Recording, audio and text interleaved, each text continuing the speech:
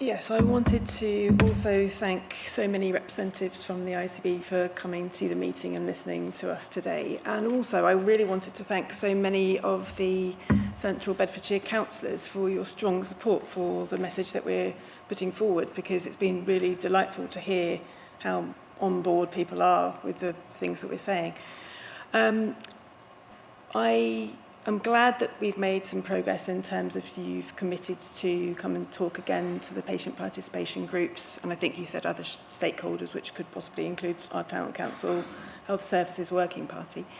From a very personal perspective, as a user of Leighton Buzzard Health Services, I also looked at that list of services that was on your report and thought, I didn't know that existed, or I don't think my service offers that. You know, as a really small example, you talked about specialist services needing to be at certain locations, and I totally understand that. You know, if I was wanting to go for a specialist service, I would expect to have to travel some distance. In February, my daughter needed a very simple blood test to see if she was anemic. She had to go to Stoke Mandeville Hospital. She's 13 years old, and anybody under the age of 14 at that time, certainly that may have improved since then, couldn't get a blood test in Leighton Buzzard. So my husband took the day off work. Otherwise, it would have been about 4 hours of round trips on buses, 2 buses plus walking either side to get her to a 5-minute blood test appointment.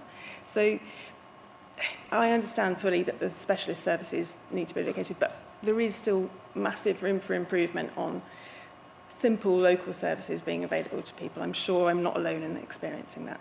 And also, I did want to say it's brilliant that the telephone system's having improved.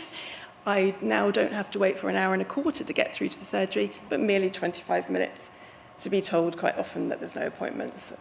So yes, it's brilliant, and I'm really, really happy about that, that the telephone system has improved, but there's still a long way to go there again for, you know, actual appointments being available once you get through. That'd be really what we need. So, but again, thank you all for listening. Thank you. Thank you, Andrea. A very useful reminder of what it's like to navigate services in our town, and I think that was very powerful, so I thank you for taking the time.